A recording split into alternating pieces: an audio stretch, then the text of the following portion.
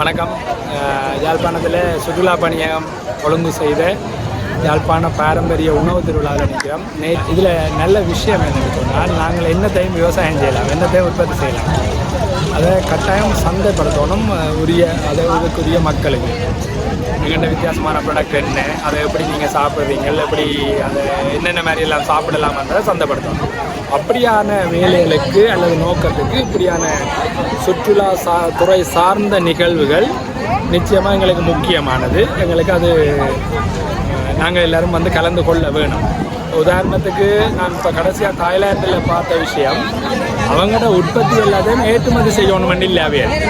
அவையல் அங்கே வர்ற டூரிஸ்ட்டை டார்கெட் பண்ணி விற்றாலே காணும். அவங்களுக்கு அதே போதுமான வருமானம் கிடைக்கிது. கொண்டு போய் வேறு நாட்டில் இருக்கிறவரை விற்கிறத விட வேறு நாட்டுக்காரன் எங்கள் நாட்டுக்கு வரார், அவருக்கு கொடுத்தாலே காணும். அல்லது அதுவே பெரிய மார்க்கெட்டுன்ற ஒரு நிலைமை வந்து அங்கே இருக்குது. அந்த மாதிரி ஒரு சுச்சுவேஷனை கிட்டத்தட்ட நாங்களும் கவர் பண்ணினா எங்களால் எங்கள்கிட்ட நாட்டுக்கு தேவையான ஜிடிபி வருமானம், ஏற்றுமதி வருமானம் எல்லாத்தையும் கொண்டு இயலும்.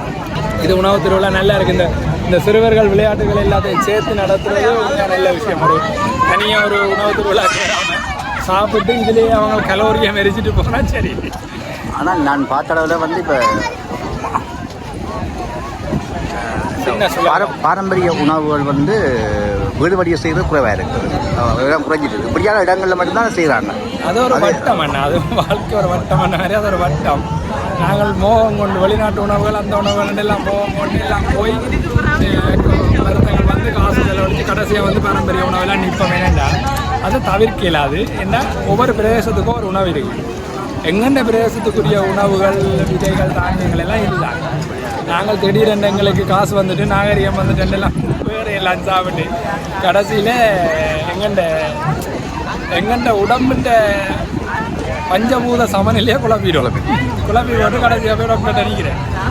அப்படி இல்லாமல் கடைசியாக எல்லாம் இங்கே வரணும். அது நீங்கள் கவலைப்பட தேவையில்லை. அது போய் சீக்கிரம் எல்லோரும் திரும்ப இப்போ மில்லட்ஸை பாருங்கள், சிறுதானியங்கள் கூடுதலான அளவு சமைக்க வலிக்கிட்டு நம்ம எல்லோரும் மில்லட்ஸ் கல்டிவேஷன் செய்கிற ஃபார்மர்ஸ் வந்தாச்சு.